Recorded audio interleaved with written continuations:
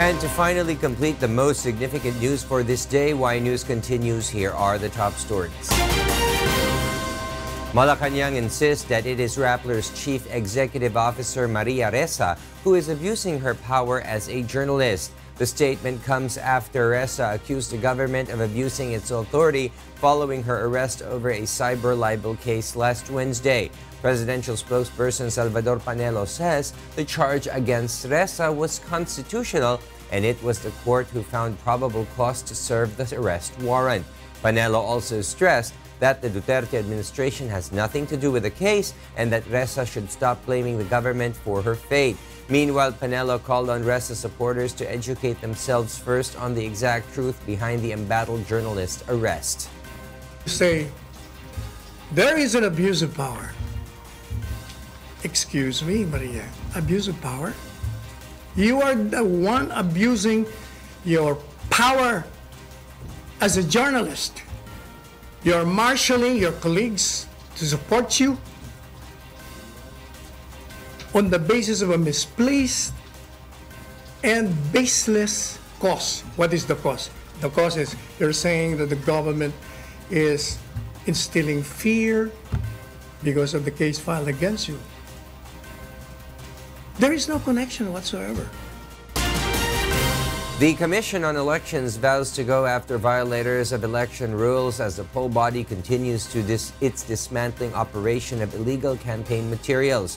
During an inspection in Manila, Caloocan, and Quezon City earlier, the poll body found posters of different sizes that were attached on electric posts, wires, trees, and bridges. The team took photos of the illegal posters for documentation.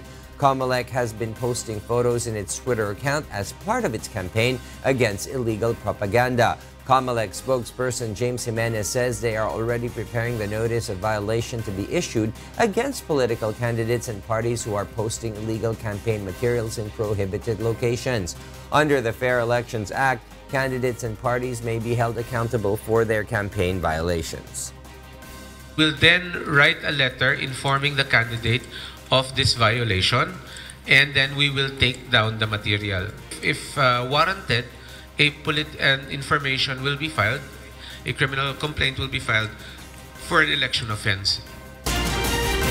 The Metro Manila Development Authority, or MMDA, advises motorists to brace for heavier traffic along Commonwealth Avenue in Quezon City ahead of the closure of the Tandang Sora flyover. The MMDA will close the Tandang Sora flyover beginning February 23 at 11 p.m. to give way to the construction of the MRT Line 7. The Tandang Sora and Commonwealth Avenue intersections will also be closed to traffic as construction works progress. Based on MMDA data, about 3,000 cars ply the Tandang Sora flyover every day. To assist motorists, the MMDA will open a U-turn slot in front of Microtel and Home Depot along Commonwealth Avenue. Authorities are appealing for patience and understanding from the public as the construction will take up to 2 years to finish. Ang malaking challenge lang natin right now is yung U-turn slots. Kasi nga, kung galing ka sa Tandang Sora, magra-ride ka sa Commonwealth, ang U-turn slot nasa gitna eh. So kung 10 na lanes yan, just imagine 9 lanes yung isuserve mo just to go to the middle. Pagka U-turn mo dyan, 9 lanes naman yung pupuntahan mo kasi pupunta kang Tandang Sora pa kanan, ano? So sabi ko, I think doon tayo magkakaroon ng problema. Kasi magki-criss-cross yan yung mga mag-U-turn. In other news, former Senator Jinggoy Estrada accepts President Rodrigo Duterte's decision to drop him from his preferred senatorial lineup for the upcoming midterm polls. In a statement, Estrada said he respects the president's statement and vowed to continue being supportive of the Duterte administration. Duterte formally endorsed his senatorial lineup earlier, which is comprised of 5 candidates from the ruling party, PDP Laban, and 6 guest candidates.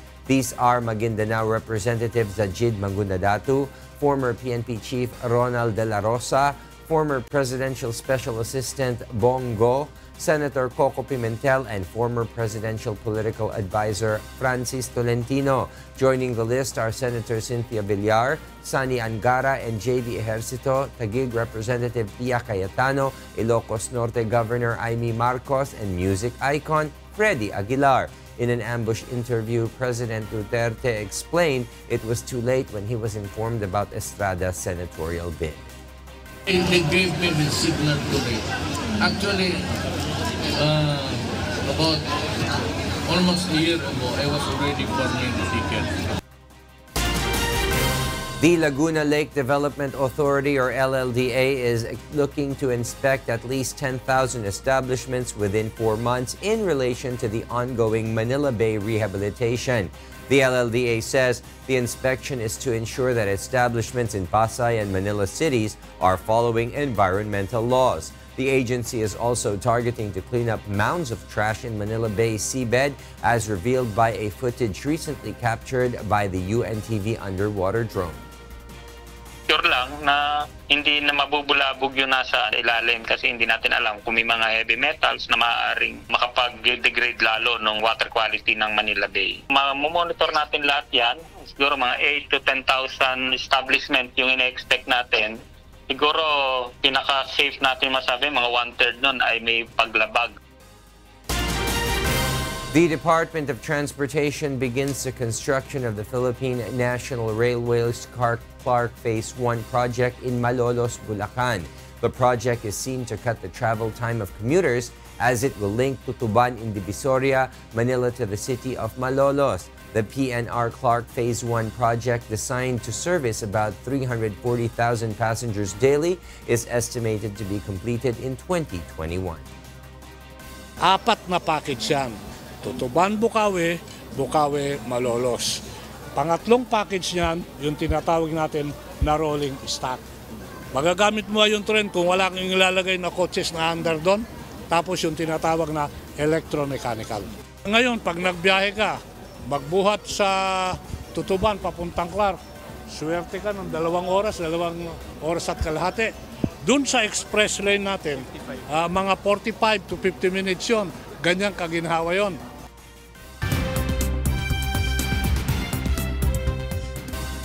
And for the news abroad, here's Stephanie C. live from Hong Kong. Stephanie, good evening. Good evening, William. U.S. President Donald Trump is set to sign a bill and issue a national declaration over his promise to build a wall in the U.S.-Mexico border. Beverly Saison tells us why. In an attempt to bypass Congress to get money that lawmakers have denied him for his border wall, U.S. President Donald Trump appeared headed toward triggering a swift court challenge from Democrats on constitutional grounds. A top Senate Republican said on Thursday that Trump will sign a border security bill to avert another government shutdown, but also declare a national emergency to obtain funds for his promised U.S.-Mexico border wall. I've just had an opportunity to speak with President Trump, and he, I would say to all my colleagues, has indicated he's prepared to sign the bill. He will also be issuing a national emergency declaration at the same time. And I've indicated to him that I'm going to support the national emergency declaration. The bipartisan legislation would provide more than $300 billion to fund the Department of Homeland Security and a range of other federal agencies through September 30th, the end of the current fiscal year. Funding is due to expire for those agencies on Friday. The Senate approved the legislation with a vote of 83 to 16, which does not contain the money Trump demanded for the wall, but does contain money for other border security measures. The bill faces votes in the Republican-led Senate and Democratic-controlled House of Representatives before going to Trump, who triggered a 35-day-long shutdown of about a quarter of the federal government with his December demand for $5.7 billion to help build a portion of the wall. In denying him that money, Congress has blocked Trump from carrying through on one of his key 2016 campaign pledges. The border bill would provide $1.37 billion in new money to help build 55 miles or 88.5 kilometers of new physical barriers on the border. It is the same level of funding Congress appropriated for border security measures last year, including barriers but not concrete walls. Beverly Saison, UNTV News and Rescue, USA.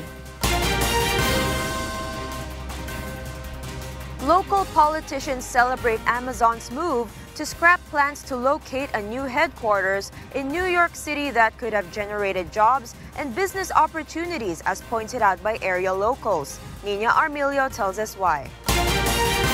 Reaction ran the gamut Thursday as Amazon.com Incorporated abruptly scrapped plans for a new headquarters in New York that could have created 25,000 jobs. Officials characterized the scrapping of the plan as a victory. U.S. Congresswoman Alexandria Ocasio-Cortez, a critic of the project and a self-described democratic socialist, cheered the reversal by the world's third most valuable public company. I think it's incredible. I mean, it shows that everyday Americans still have the power to organize and fight for their communities, and they can have more say in this country than the richest man in the world. Anecdotally, area locals in Queens were not so sure, however, and felt the area would miss out on business opportunities. It's a city that never sleeps. Why shouldn't Amazon, one of the biggest shipping companies, be in the busiest city in the world? Why not? They should be here. The proposal ran into opposition from local politicians who opposed the $2.8 billion in incentives promised to Amazon in a deal secretly negotiated by New York Governor Andrew Cuomo and New York City Mayor Bill de Blasio. Opponents of the project feared congestions and higher rents in Long Island City, Queens. Amazon said it would not conduct a new headquarters search and would focus on growing at other existing and planned offices. Nina Armilio, UNTV News and Rescue. Dozens of Indian police officers were killed in a suicide bombing attack in Kashmir. Meanwhile, a British teenager who traveled to Syria in 2015 to join Islamic State militants says she now wants to go home. Jovic Burmas tells us why. In India, a suicide car bomber rammed a bus carrying Indian police officers in Kashmir on Thursday, killing more than 40 of them. A Pakistan-based Islamist militant group claimed responsibility for the attack on the convoy of the Central Reserve Police Force on Jammu and Kashmir's main highway. Indian Prime Minister Narendra Modi strongly condemned the attack. In Turkey, a British teenager who traveled from London to Syria to join Islamic State militants said she wants to come home to Britain. In an interview with the Times newspaper, 19-year-old Shamima Begum described how she became the bride of a Dutch IS fighter 10 days after her arrival in Raqqa, the former capital of the militant group's self-declared caliphate. Having lost 2 children to illness, Begum, who is pregnant, said she fled fighting in eastern Syria roughly 2 weeks ago to keep her unborn baby safe. Begum flew to Turkey in February 2015 with fellow students Amira Abbasi and Khadija Sultana en route to Syria. In the USA, U.S. Border Patrol agents pulled a dead man's body from the Rio Grande separating the United States and Mexico on Thursday, not far from a temporary shelter in Piedras Negras, Mexico. It was not immediately clear if the man was staying at the shelter, but it appears he may have been trying to swim across the river to Texas before drowning. In recent days, several small groups of migrants have attempted to cross the river to reach Eagle Pass, Texas on the other side. And in Ecuador, some 4.5 tons of trash were pulled from the shores of the Galapagos Islands in just 7 days, as workers and volunteers worked to clean up the islands and the Galapagos National Park. Officials said most of the trash originated in South and Central America, but authorities said they were alarmed to discover a large amount of plastic they believe drifted across the Pacific Ocean all the way from Asia. Park officials say microplastics that wash upon the shores here enter the food chain when smaller animals ingest the plastics and are then later eaten by other animals or even humans living on the islands. Jovic Burmas, UNTV News and Rescue. And those are the news from the other parts of the globe. Back to you, William. Thank you very much, Stephanie C., live from Hong Kong.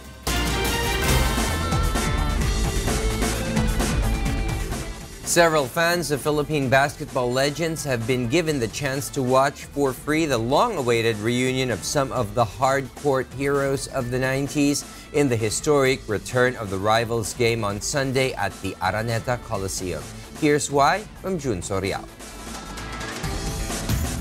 Ako si Michael David. Ako si Kyrie Hildebrand. Ako si SP Jaworski. Ako si Boyman the Flash. Ako si Mark Jaworski. Kami ang Certified Ginebra Fans! These first 5 PBA Legends fanatics have found a way to get into the Big Dome on February 17 to once again watch some of their basketball idols play in the hardcourt in a historic exhibition game. The event, dubbed as Return of the Rivals, will rekindle the best PBA rivalries in recent Philippine basketball history for a worthy cause. The game will feature the prominent arch rivals in the PBA history, the San Miguel versus Alaska, and the Barangay Ginebra against the Pure Foods Hot Dogs. The upcoming basketball match has excited many PBA fans, more so when they heard that they will get to watch the game for free when they bring any PBA Legends memorabilia to the UNTV office in exchange for tickets to the charity event. Some fans have rushed to UNTV along with their memorabilia of choice, including signed photo album of the hardcourt heroes in their heyday and PBA Legends jerseys. Being a die-hard supporter of PBA Legends, particularly the Ginebra team, did not only bring entertainment and passion for the game for Esperanza Magtira, but also a life lesson she has long held on to. Yung never say die attitude nila, yung never say die spirit. Parang nai-apply mo rin sa sarili mo na laban lang ng laban. Mark Geronimo meanwhile boasted that being a fan of the Ginebra team runs in his family. Tumatakbo na siya sa pamilya namin, simula lolo hanggang sa papa hanggang sa akin ngayon. Generation namin, Ginebra fan na talaga. And even if the top cagers of the 90s and early 2000s may have aged a bit and are less robust as before, Mitchell Estember believes that they can still showcase their basketball moves that were adored by many Filipino fans. Kalabaw lang ang tumatanda. The PBA Legends Return of the Rivals charity event is a project of the Samahan ng mga dating profesional na basketballista sa Pilipinas Foundation Incorporated in cooperation with the Philippine Basketball Association and UNTV. The proceeds of this event will go to the humanitarian endeavors of the PBA Legends Foundation, particularly for the benefit of the former professional basketball players who are in need. The Return of the Rivals is already a sold-out event, but PBA fans may still get free tickets if they bring any PBA Legends memorabilia to the UNTV station located at 907 EDSA Philam, Quezon City until February 16 from 9 a.m. to 5 p.m. Jun Soriao, UNTV News and Rescue, Quezon City.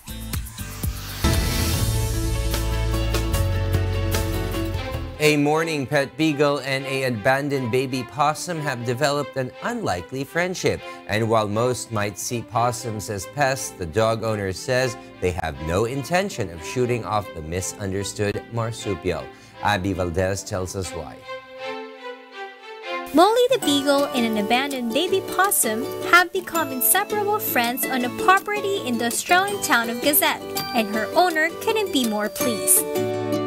Molly recently lost her litter of puppies at birth. For days, Molly's owner Sarah Moyle said the mourning beagle moped. Then the beagle met the possum, who had apparently been abandoned by its mother. Paws, as the Moyles affectionately call her, had hopped onto Molly's back, and she's remained latched onto her new nurturer. They've just been inseparable. She's looked after it, it was abandoned. Now Molly has a spring in her step as she gambles about the Moyles Gazette cattle farm. And Paws is happy to ride along the way. That is, when she's not sleeping. Since possums are mostly nocturnal, she spends much of the day sleeping in the trees as Molly faithfully stands by. And while most might see possums as pets, the Moyles say they have no intention of showing off the misunderstood marsupial. Certainly uplifted mood. They both needed each other, I think. So it was, it's been a fantastic relationship. Abby Valdez, UNTV News and Rescue. And those are the reasons behind the news, February 15, 2019. On behalf of Rheena, Villamor-Camara, I am William Thio. Because we need to know, we will always ask why. Good evening. Happy weekend.